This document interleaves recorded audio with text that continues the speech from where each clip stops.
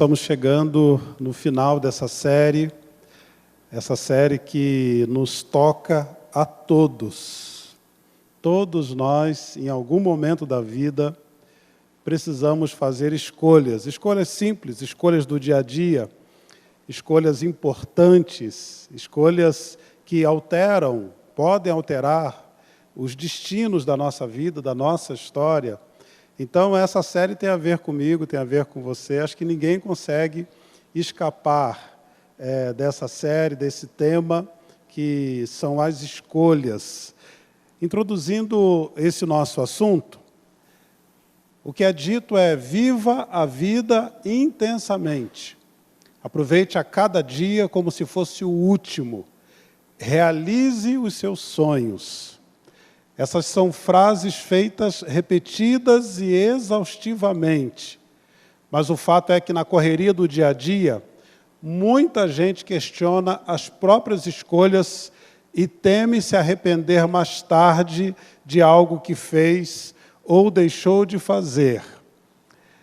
Essa dúvida tão comum inspirou a enfermeira Bronnie Ware, que, baseada em suas experiências, selecionou os 5 maiores arrependimentos dos seres humanos.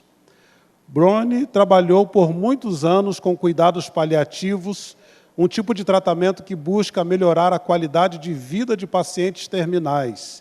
Assistidos por uma equipe de profissionais, os pacientes e seus familiares tendem a encarar com mais facilidade as dores inerentes ao processo de se despedir da vida, sejam físicas, sociais, emocionais ou espirituais. Viva a vida intensamente. Aproveite a vida. Esses pacientes dessa enfermeira, muitos deles, no final da vida, têm essa clareza. A clareza das escolhas que foram feitas. Será que as escolhas que eu fiz foram as melhores para a minha vida? Será que valeu a pena ter me dedicado tanto àquilo que eu me dediquei? Ela foi selecionando respostas dos seus pacientes e dessas respostas ela tirou 5 arrependimentos que as pessoas têm no final da vida. O primeiro arrependimento é: eu gostaria de ter tido a coragem de viver a vida que eu queria, não a vida que os outros esperavam que eu vivesse. O segundo arrependimento: eu gostaria de não ter trabalhado tanto. O terceiro arrependimento: eu queria ter tido a coragem de expressar os meus sentimentos. O quarto arrependimento: eu gostaria de ter ficado em contato com os meus amigos. O quinto e último arrependimento: eu gostaria de ter me permitido ser mais feliz. Só para a gente compreender um pouco o que significa cada um desses arrependimentos, o Hospital Albert Einstein, de São Paulo, produziu um vídeo trabalhando um pouco mais cada um desses arrependimentos. Vamos assistir esse vídeo.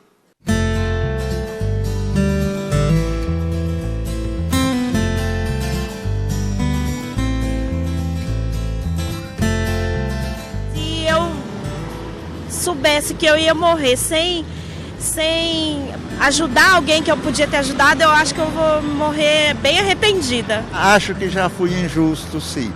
Entende? E não gostaria de ser novamente antes da minha ida.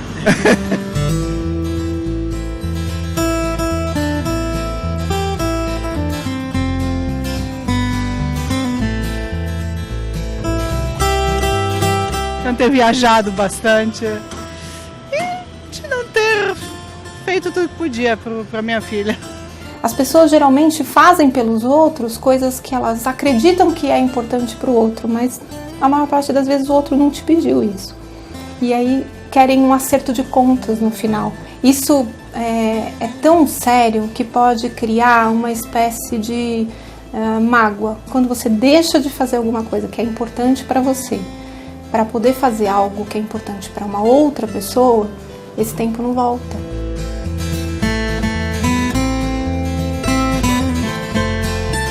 Dava muita atenção ao serviço e e a família não. Se você teve um trabalho na sua vida que te enriqueceu, que te transformou, que fez sua vida melhor, tanto do ponto de vista material como ser humano, essa cobrança raramente acontece. Mas se o trabalho é um peso, você pôs um tempo nele que te falta agora no fim da vida, certamente vai causar arrependimento.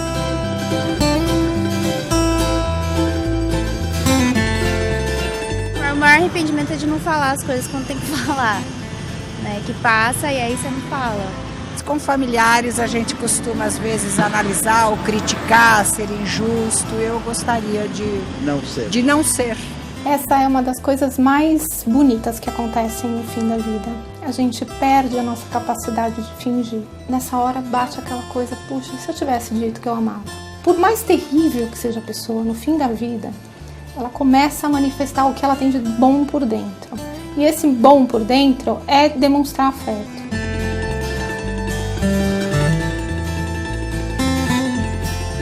As relações que a gente tem com os amigos são relações, na maior parte das vezes, muito mais honestas, muito mais verdadeiras do que às vezes a gente tem com a nossa própria família. Aí dá vontade de ficar com os amigos nesses momentos, porque a gente sabe que os momentos precisam ser especiais, né?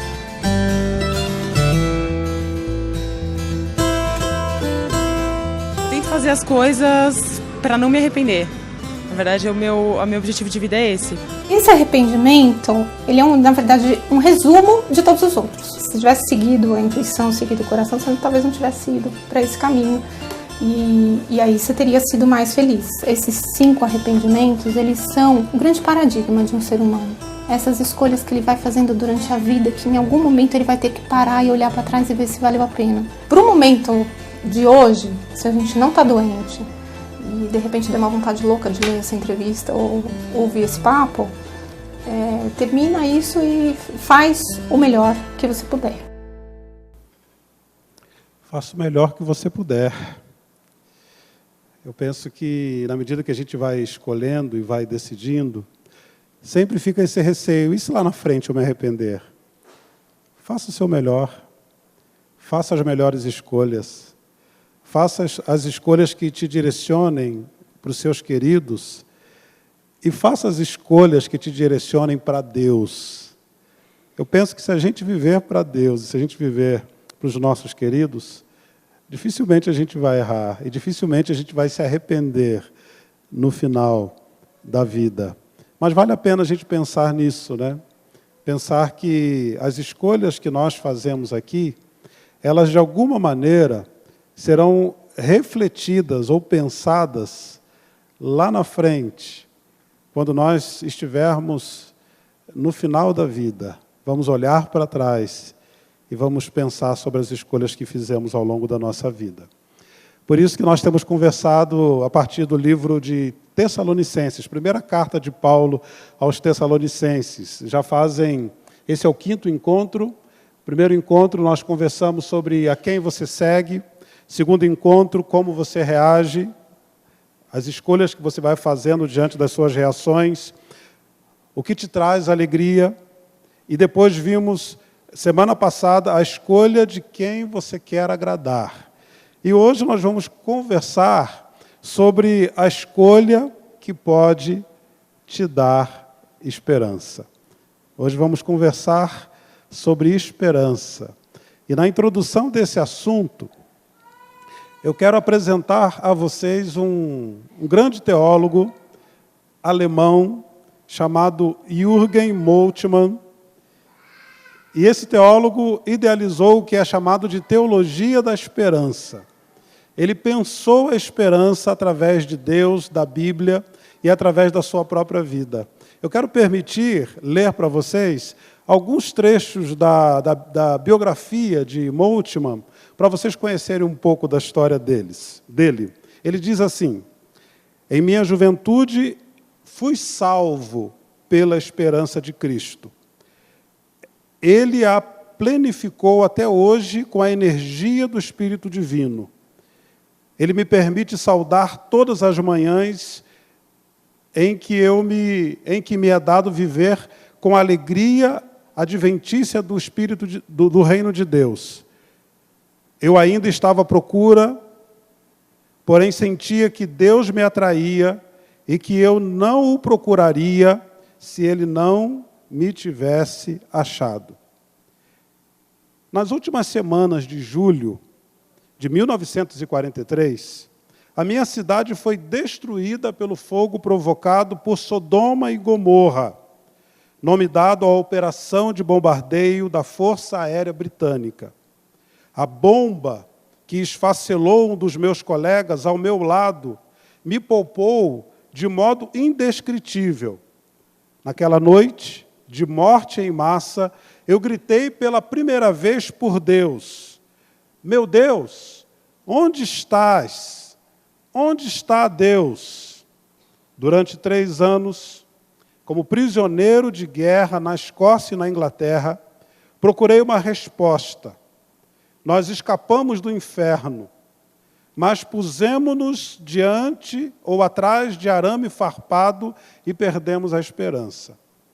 O meu mundo interior desabou. Eu recolhi o meu coração que sangrava dentro de uma carapaça de imperturbabilidade e apatia. Isso foi uma forma de prisão interna para a alma, somada à prisão externa.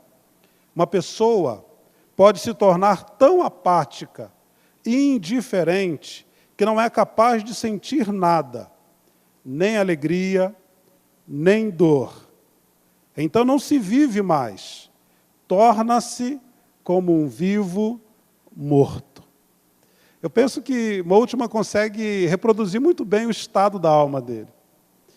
Tanto a morte que se instalou ao seu lado quando seu amigo foi esfacelado por aquela bomba britânica, como o campo de concentração, tanto na Escócia como na Inglaterra.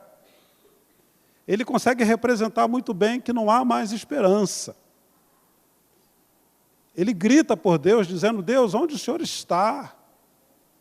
Esse é o grito de muitas pessoas, diante de um diagnóstico, de uma impossibilidade, diante de um desemprego que não passa, não cessa, diante de uma crise, de um relacionamento quebrado, de um filho ingrato, de um pai incompreensivo, de uma mãe distante. Em algum momento nós também gritamos como Moltmann: Deus, onde o Senhor está? Que o Senhor não está vendo, que o Senhor não está dando conta da minha tragédia, da minha vida, da minha perda. O que é muito significativo na história de Moltmann é como a esperança começa a acontecer na vida dele. O primeiro encontro, o primeiro toque de esperança que Moltmann tem é quando ele se depara com a natureza exuberante da Escócia. Quando ele começa a olhar, na primavera, as flores brotando nas árvores. A Bíblia fala que os céus manifestam a glória de Deus e o firmamento anuncia as obras das suas mãos. Então, a natureza foi um sinal para Moltmann, o sinal da presença de Deus, o sinal da existência de Deus, o sinal da preocupação de Deus com ele. O outro sinal veio da solidariedade dos seus inimigos. Moltmann estava na Escócia. Era um preso de guerra. Mas ele percebeu como os seus inimigos, os escoceses, tratavam os prisioneiros de guerra, não através de números que eles tinham nas costas, mas eles chamavam pelo nome. Eles receberam dos seus inimigos um tratamento humanizado. E isso foi devolvendo, esses pequenos sinais, foram devolvendo a Moltmann a esperança de viver. O último sinal veio de um presente que o capelão militar deu a Moltmann, a Bíblia Sagrada. Ele teve poucos contatos com a Bíblia Sagrada. Quando recebeu aquele livro, não sabia por onde começar a leitura. 2 leituras impactaram profundamente Moltmann. A primeira leitura, Salmos de Lamento, em que o salmista faz perguntas muito parecidas com aquela que ele fez em julho de 43, quando a sua cidade foi bombardeada. Deus, aonde o Senhor está? Especialmente o Salmo 39, um salmo de lamento clássico. Um salmo onde o salmista coloca diante de Deus a sua desesperança, mas coloca também diante de Deus a sua confiança. A segunda leitura que impactou profundamente Moltmann foi o Evangelho de Marcos. Olha o que ele fala sobre essa leitura. Li o Evangelho de Marcos e encontrei a passagem que menciona o grito de morte de Jesus. Meu Deus, por que me desamparaste? Foi naquele momento que pude saber com certeza, aí está um que me entende. Comecei a compreender o Cristo atribulado, porque sentia que era compreendido por ele, o irmão divino na aflição, que leva consigo os cativos em caminho para a ressurreição. É impressionante quando ele se depara com o grito de Jesus, meu Deus, por que me desamparaste? Moltmann compreende em Jesus alguém que o entende, alguém com quem ele se identifica na sua dor, na sua desesperança, no seu desespero. Ele continua dizendo, recobrei o ânimo de viver, fui tomado de uma grande esperança. O abandono de Cristo por Deus me mostrou onde Deus está, onde Ele estava e onde estará comigo em minha vida. Naqueles dias, o abandono de Cristo na cruz me mostrou onde Deus está presente, onde Ele estava naquela noite de chamas em Hamburgo e onde Ele estará ao meu lado. Aconteça o que acontecer no futuro, esta convicção não tem me abandonado até hoje. Moltmann está com 90 anos de idade. E em todas as palestras que ele faz sobre teologia, especialmente teologia da esperança, ele sempre conta a sua própria história. Moltmann é um teólogo assim diferenciado, porque a teologia proposta por ele parte da sua própria experiência, parte da sua própria vida. É uma teologia muito prática. É a teologia do dia a dia. Mês passado ele esteve aqui no Espírito Santo, com 90 anos de idade, pregando esperança, falando para pessoas como eu e como você, que em algum momento da vida pergunta para Deus, onde o Senhor está? O Senhor não está vendo que a minha esperança já está quase acabando? Eu não aguento mais, eu não suporto mais, eu não dou mais conta dessa perda, dessa dor, desse problema. 1 Tessalonicenses, capítulo 4, o apóstolo Paulo fala para os cristãos de Tessalônica sobre esperança. E o texto sagrado diz assim, o apóstolo Paulo dizendo para os cristãos de Tessalônica, irmãos, não queremos que vocês sejam ignorantes quanto aos que dormem, para que não se entristeçam como os outros que não têm esperança. Se cremos que Jesus morreu e ressurgiu, cremos também que Deus trará, mediante Jesus e juntamente com Ele, aqueles que nele dormiram. Dizemos a vocês, pela palavra do Senhor, que nós, os que estivermos vivos, os que ficarmos até a vinda do Senhor, certamente não precederemos os que dormem. Pois dada a ordem, com voz de arcanjo e o ressoar da trombeta de Deus, o próprio Senhor descerá do céu e os mortos em Cristo ressuscitarão primeiro. Depois disso, nós, os que estivermos vivos, seremos arrebatados juntamente com eles nas nuvens, para o encontro do Senhor nos ares. E assim estaremos com o Senhor para sempre. Consolem-se uns aos outros com essas palavras. Paulo continua dizendo: irmãos, quanto aos tempos e épocas, não precisamos escrever-lhes, pois vocês mesmos sabem perfeitamente que o dia do Senhor virá como ladrão, à noite. Quando disserem paz e segurança, então, de repente, a destruição virá sobre eles, como dores à mulher grávida, e de modo nenhum escaparão.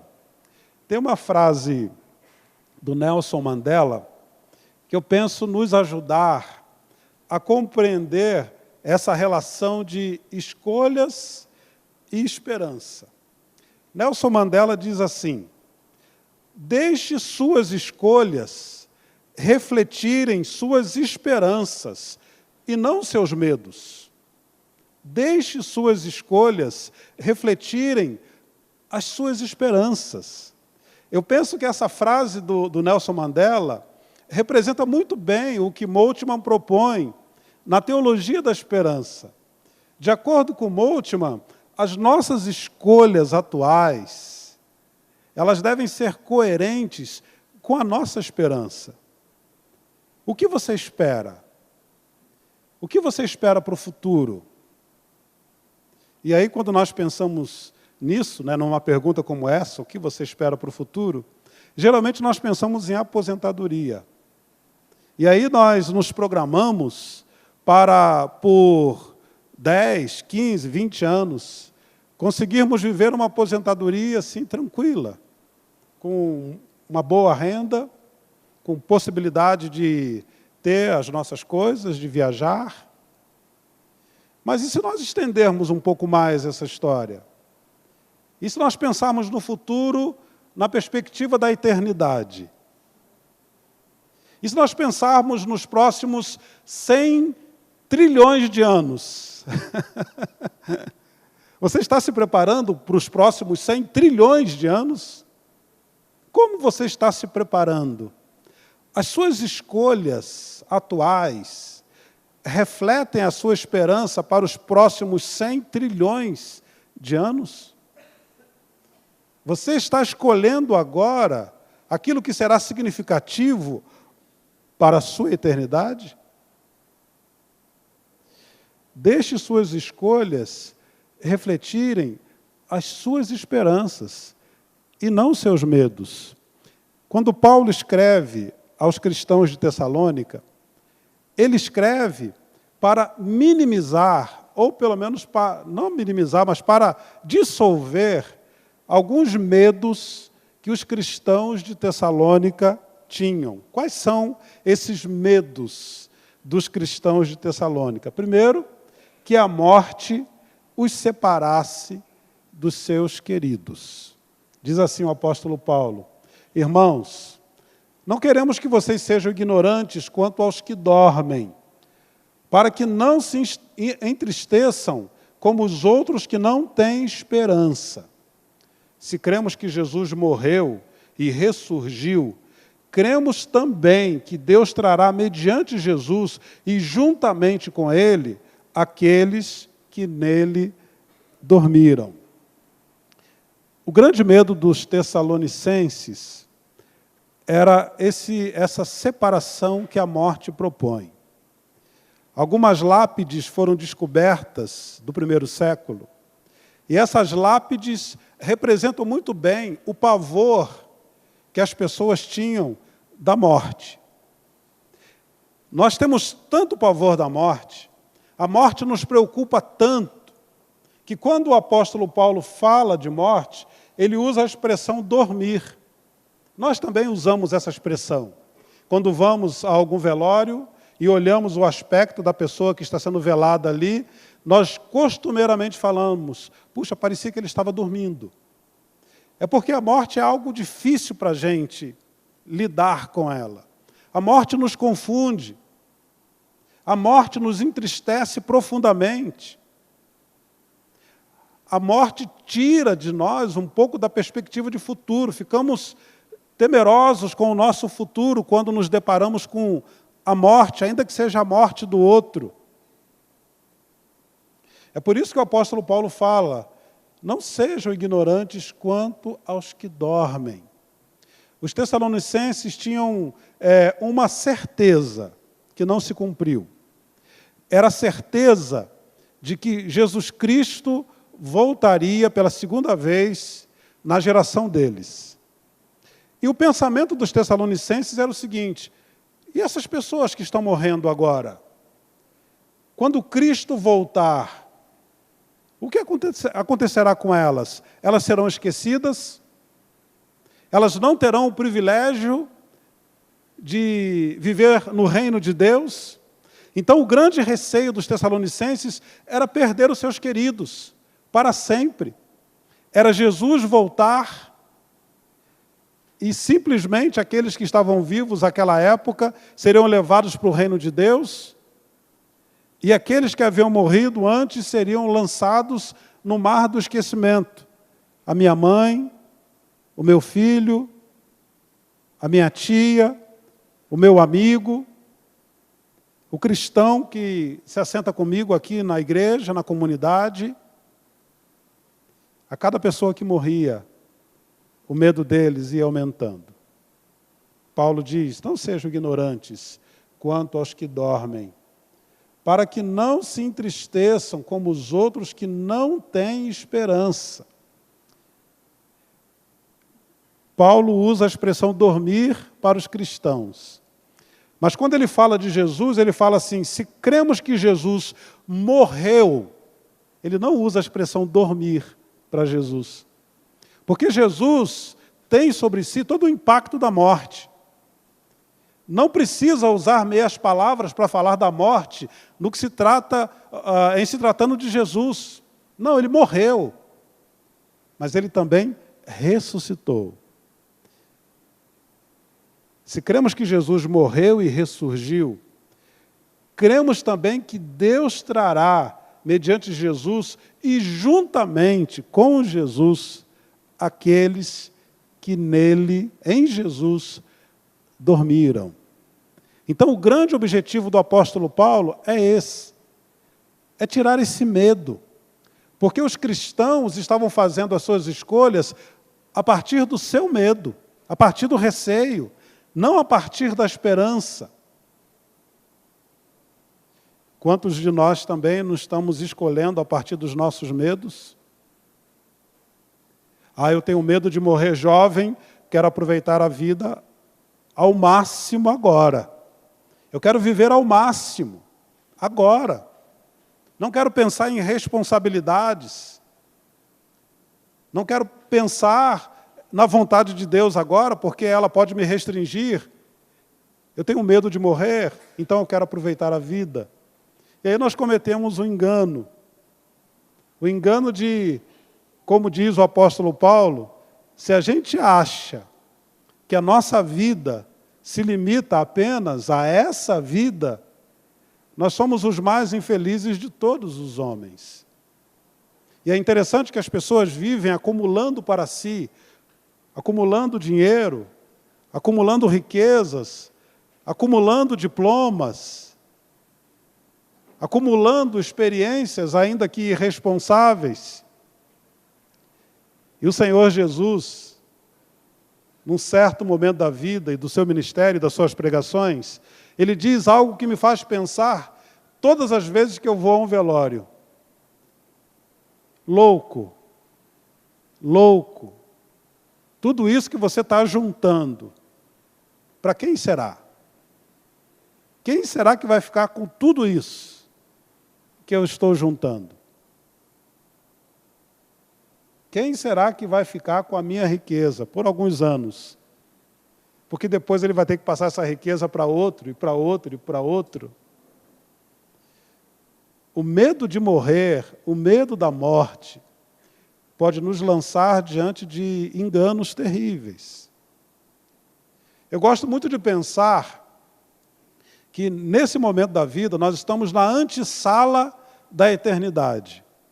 A eternidade é o salão principal, a eternidade é o salão de festas.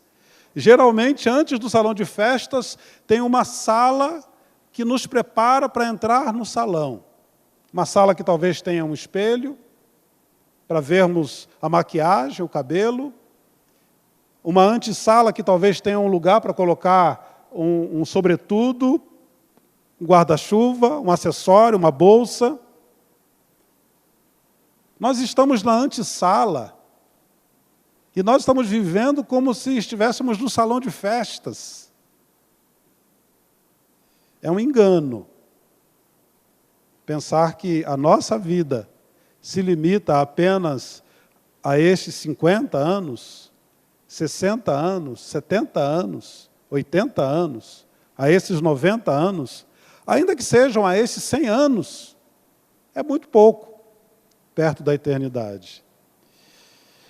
O apóstolo Paulo também trata do medo que os tessalonicenses tinham de que a morte tirasse o privilégio da ressurreição. Ele continua dizendo: dizemos a vocês pela palavra do Senhor que nós, os que estivermos vivos, percebam bem, ele usa essa expressão, nós. Esse texto foi escrito há mais de 2000 anos atrás, e eles tinham a expectativa de que, na geração deles, veriam a volta do Senhor Jesus. Nós, os que estivermos vivos, os que ficarmos até a vinda do Senhor, certamente não precederemos os que dormem.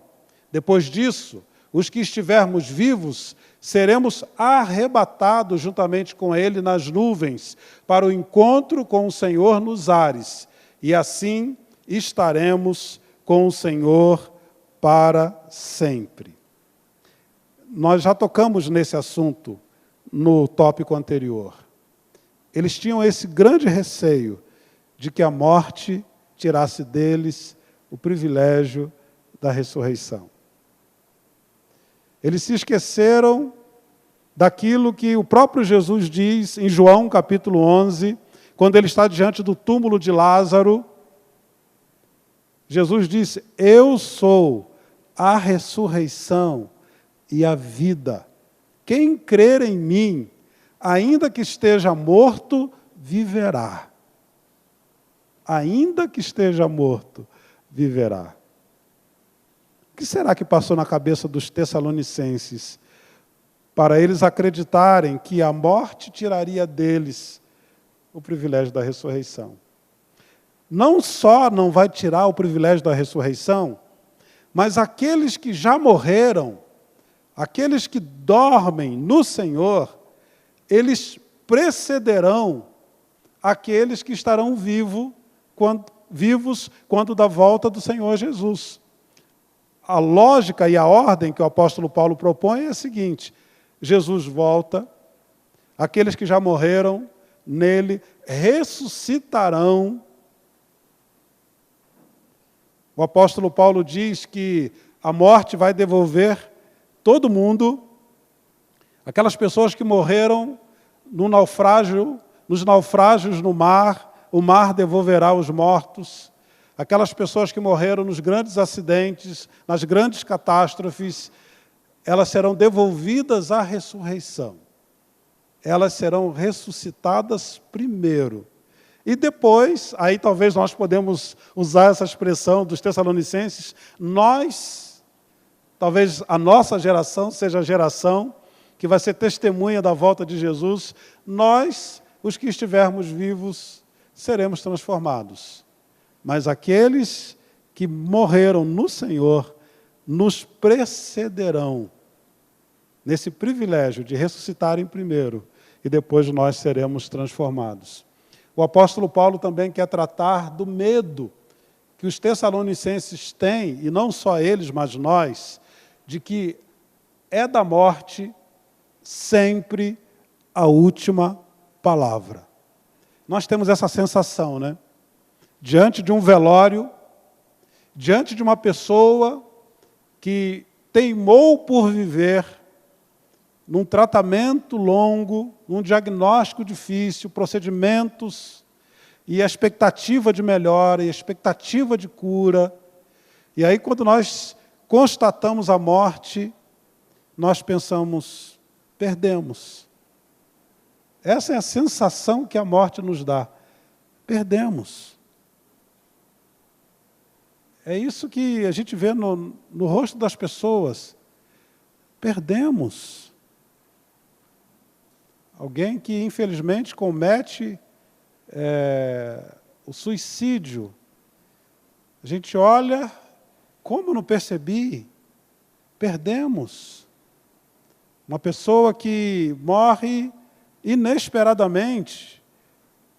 Perdemos. Essa é a sensação que a morte nos dá. Como? Esse é o nosso medo, né? Esse é o nosso medo. Será que acaba? É isso? É para isso? É só isso? Isso é vida? A gente vive 15 anos e morre? A gente vive 25 anos e morre? É para isso? A gente vive 80 anos e é sepultado? É esse o sentido da vida? É essa a impressão que a morte quer passar para a gente. De que ela tem sempre a última palavra. E aí o apóstolo Paulo diz, no versículo 16, pois dada a ordem, com a voz de arcanjo e o ressoar da trombeta de Deus, o próprio Senhor descerá do céu, e os mortos em Cristo ressuscitarão primeiro. Por falar nisso, eu quero lembrar agora daquele senhor ali, é o reverendo Elben Len César. Ele morreu na quinta-feira dessa semana. Ele viveu 86 anos de vida. E o grande consolo dos seus familiares é que o reverendo Elben viveu uma vida onde constantemente, a partir da autoridade que a palavra lhe dá, ou lhe dava, ele zombava da morte. E aí o reverendo Elben escreve esse texto falando sobre a morte da morte. E eu quero celebrar a vida do reverendo Elben com vocês hoje e celebrar o fato de que ele já vive a eternidade lendo esse texto dele, quando ele diz assim: na calada da noite, enquanto todos dormem, a morte chega bem perto. Põe uma escada e sobe pelas janelas do palácio. Lá dentro, de capa preta, a morte entra pelo quarto das meninas e mata Débora, Maria e Joana. Entra no quarto dos meninos e enfia uma espada no peito de Carlos e João. Com as mãos ensopadas de sangue, a morte entra no quarto do casal e corta a cabeça de Ana e Mário. O sangue escorre pela cama. Então a morte vai embora.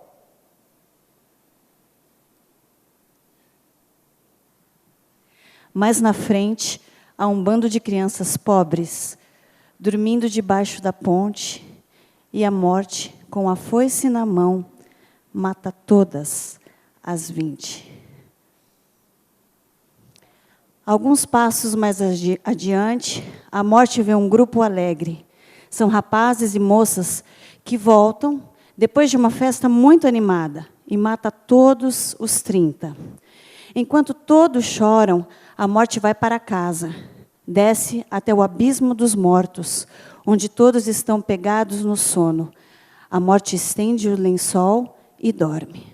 A morte sonha os sonhos de toda a noite. Sangue por toda parte. Corpos de crianças e jovens, corpos de adultos e velhos em toda a extensão da terra. Na manhã seguinte, bem cedo, a morte pega a foice e sai outra vez. Para o mundo dos vivos, ela caminha e canta. Eu sou o rei dos terrores, com os lábios com o lábio inferior eu toco a terra, com o lábio superior eu toco o céu. Minha boca está sempre escancarada para engolir todos os vivos. A morte finge não saber que ela não reina sozinha. Se há um rei dos terrores, há também um rei da glória. Se há uma foice, há também um cetro. A morte não quer ouvir, mas chega até ela a voz do rei da glória. Eu sou o Criador da vida, eu sou a vida e também a ressurreição. Eu trago de volta à terra o corpo, eu trago de volta do céu o espírito. Eu coloco um ao lado do outro. Eu sopro sobre eles o meu ânimo e eles voltam a viver. Tudo está espatifado, mas eu reacendo a lamparina apagada. Mas eu conserto a corrente quebrada. Mas eu renovo o vaso de barro partido. Mas eu emendo a corda do poço rompida. Eu não sou Deus de mortos, eu sou Deus de vivos.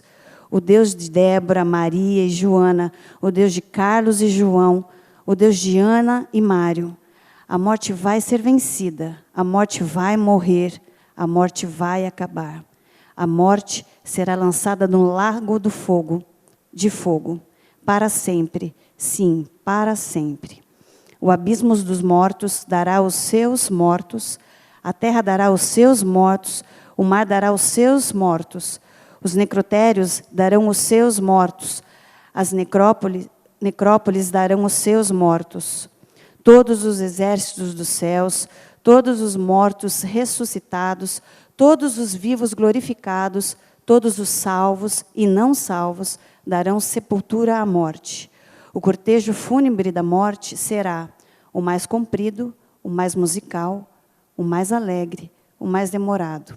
Então um homem simples, à vista de todo mundo, pergunta à morte: onde está, ó morte, a sua vitória?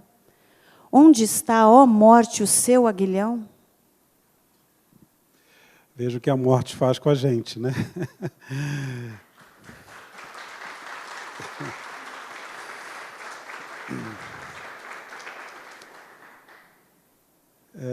O meu choro é pelo reverendo Elben e por tudo isso que a morte produz na gente. Mas quando o apóstolo Paulo escreve aos Tessalonicenses, ele quer tirar essa sensação, a minha sensação de agora, de que ela tem a última palavra. Ela não tem a última palavra.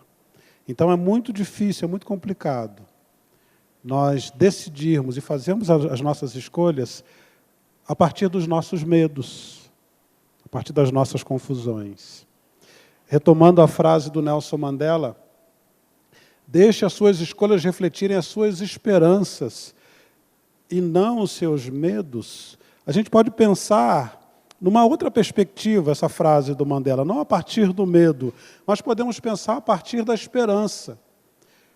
Quais escolhas dos Tessalonicenses deveriam refletir a esperança deles? Quais são as escolhas que eles deveriam fazer? Em primeiro lugar, eles deveriam aceitar as estações como são oferecidas. Sabe as estações da vida? Assim como as estações do ano, assim como existe um outono, assim como existe um inverno, assim como existe um verão, uma primavera, algumas estações são boas, são agradáveis, mas outras estações não são tão boas assim, não são tão agradáveis assim. Cada um tem a estação da qual não gosta. Alguns não gostam do inverno, outros não gostam do verão, ou do outono, ou da primavera. Gostando ou não gostando, nós precisamos viver as estações da vida. E é isso que o apóstolo Paulo fala, irmãos, quanto aos tempos e épocas, ao Cronos e ao Kairós, não precisamos escrever-lhes. Olha, vocês sabem muito bem sobre as estações da vida. Vocês sabem muito bem que existem tempos de celebração, mas existem tempos também de dificuldade, de tristeza, de choro. A gente precisa viver cada um deles. É isso que Salomão nos diz em Eclesiastes capítulo 3, versículos 1 a 8. Ele fala de estações da vida, quando ele diz: para tudo há uma ocasião e um tempo para cada propósito debaixo do céu. Há tempo de nascer, há tempo de morrer. Há tempo de plantar e tempo de arrancar o que se plantou. Há tempo de matar e tempo de curar. Há tempo de derrubar e há tempo de construir. Há tempo de chorar e tempo de rir. Há tempo de prantear e tempo de dançar. Há tempo de espalhar pedras e tempo de ajuntá-las. Há tempo de abraçar e tempo de se conter. Tempo de procurar e tempo de desistir. Tempo de guardar e tempo de lançar fora. Tempo de rasgar e tempo de costurar. Tempo de calar e tempo de falar. Tempo de amar e tempo de odiar. Tempo de lutar e tempo de viver em paz. Há tempo para todo o propósito debaixo do céu. A nossa vida, meus queridos, não é feita apenas dos tempos, do lado negativo do tempo, positivo do tempo. Nascer, plantar, curar, juntar, rir. A vida não é feita só desses momentos. Nós vivemos esses momentos com muito prazer. Mas nós também precisamos lidar com aquelas estações que nos são desagradáveis. Não adianta querer pular. Se você está nós estamos agora entrando na primavera, vamos precisar viver a primavera. Eu tenho alergia quando essas flores nascem, isso me atrapalha tanto. Você vai ter que viver com a sua alergia a primavera. Você vai precisar viver essa estação. Há tempo para todo o propósito debaixo do céu. Passe por essa estação. Assim como o Moltmann precisou passar pela estação, quando a destruição veio sobre a sua cidade, quando ele estava lá no campo de concentração, quando ele estava desesperançado, assim como Cristo na cruz do Calvário precisou viver a estação dele, ainda que orasse e gritasse para Deus, Deus meu, por que me desamparaste? Ainda que a estação fosse triste, fosse ruim, fosse dolorosa, Cristo viveu a estação dele. Moltmann viveu a estação dele. Você tem as suas estações. Talvez esteja vivendo o inverno da sua existência agora. Viva. Na certeza de que Jesus passou por essa estação antes de você. Jesus não está falando para você, vá, passe. Jesus está falando para você, olha, eu já passei. Eu vou passar com você.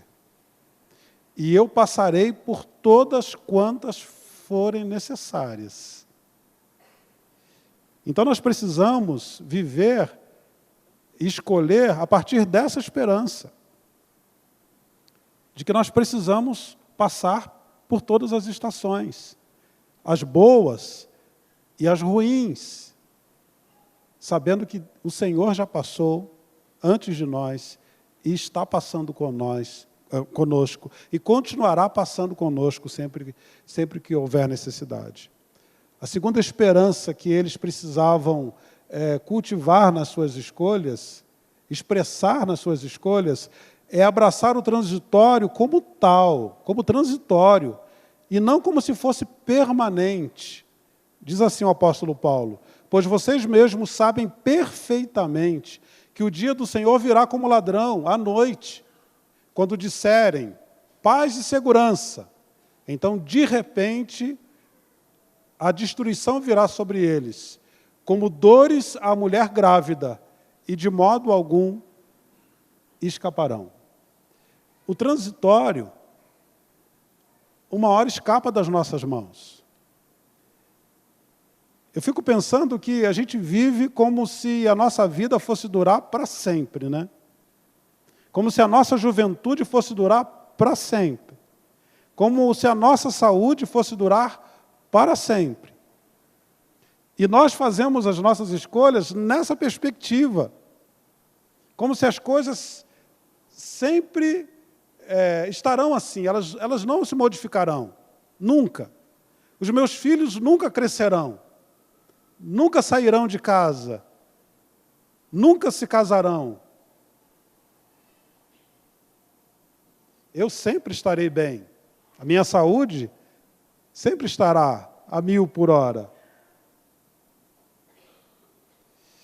Nós abraçamos o transitório como se ele fosse permanente. Olha o que Jesus fala em Lucas 17, 26.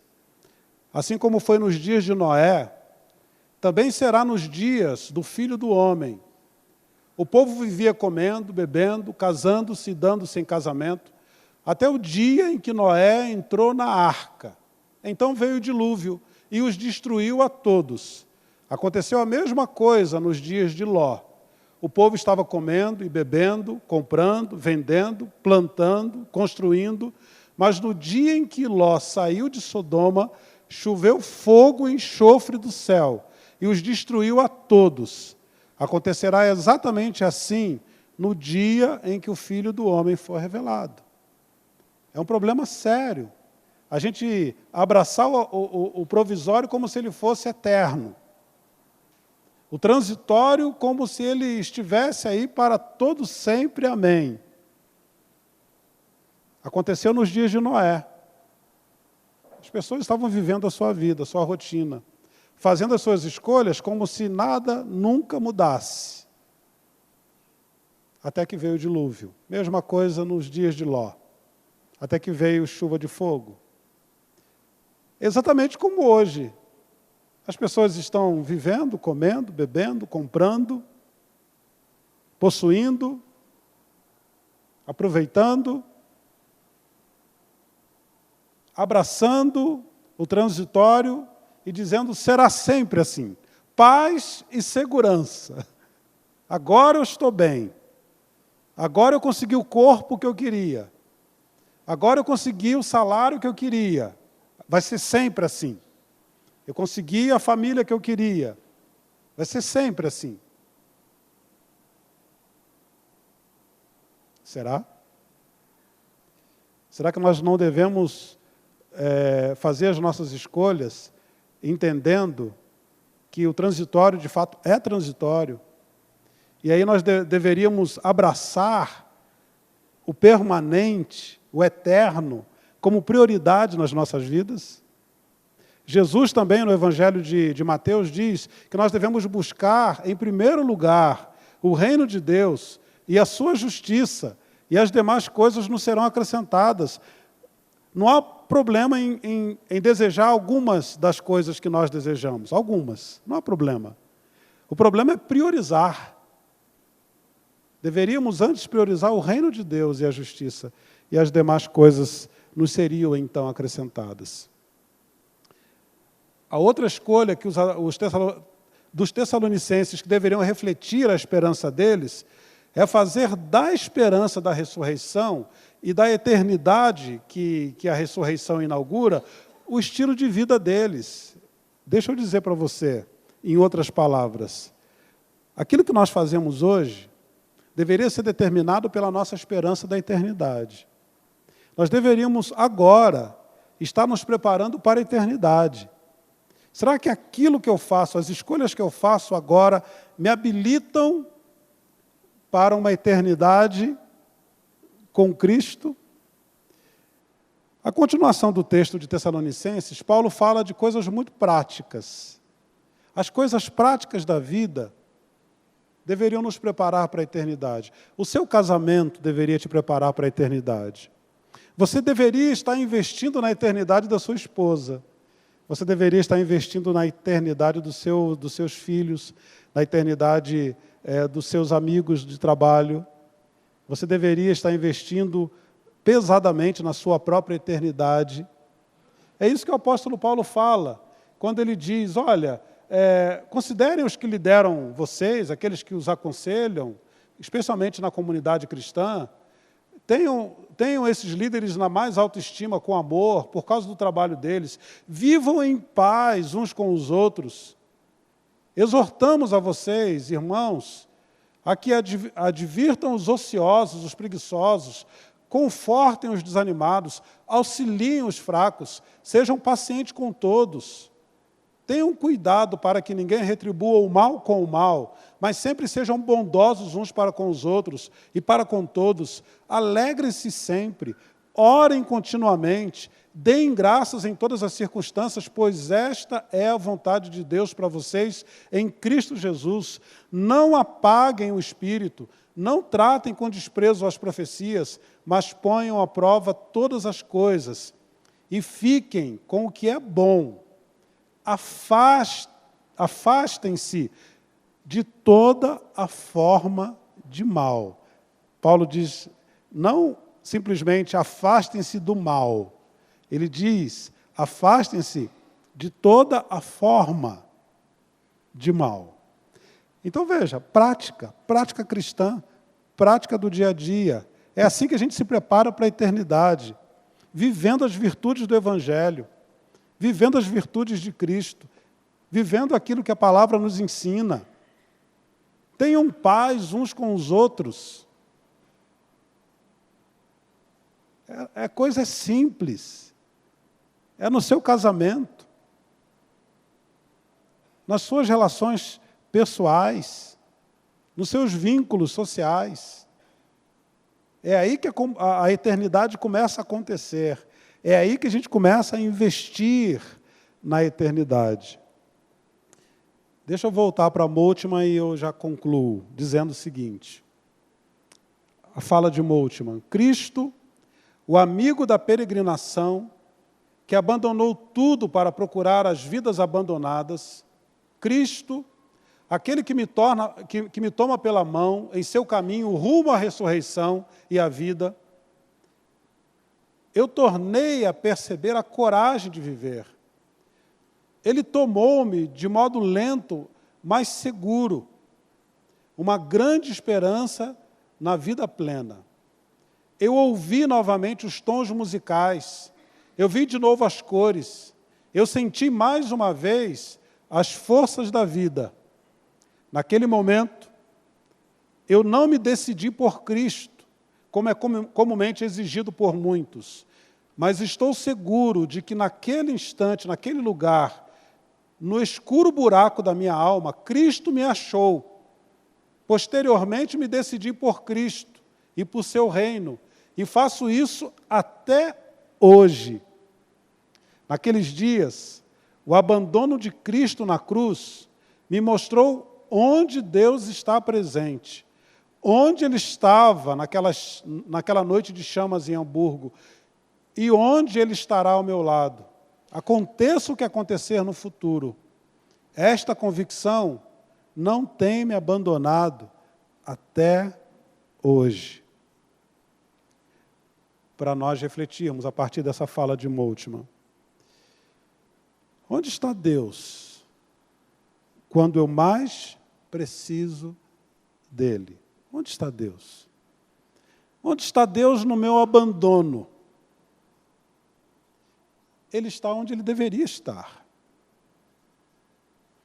Onde está Deus nessa minha enfermidade?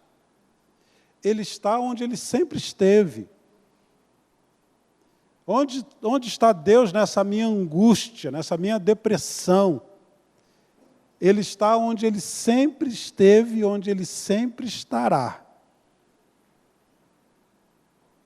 Não existe lugar, fora o pecado, não existe lugar que o ser humano tenha experimentado que Cristo não tenha passado por ele primeiro.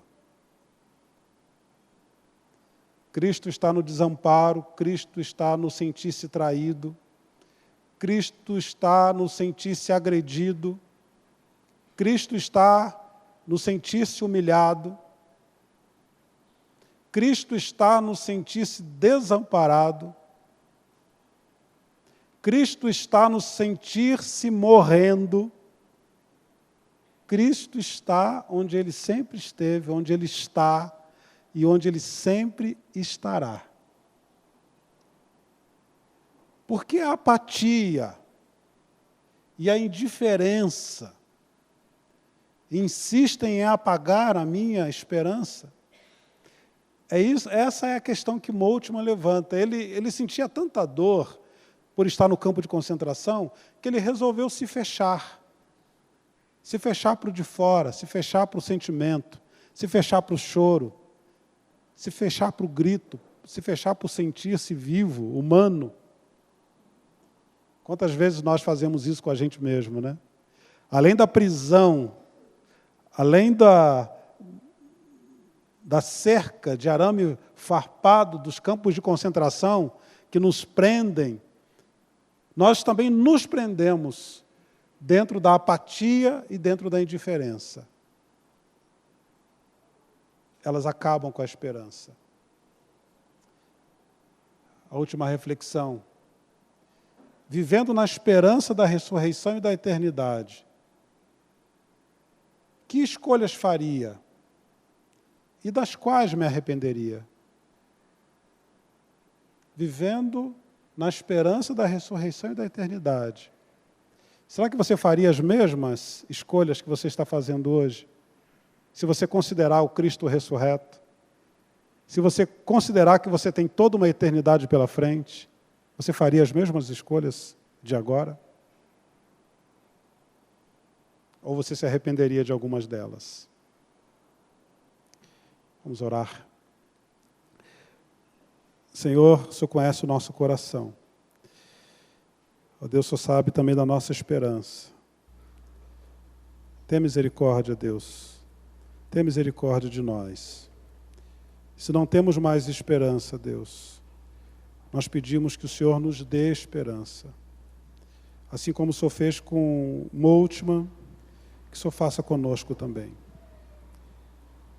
Em nome de Jesus. Amém?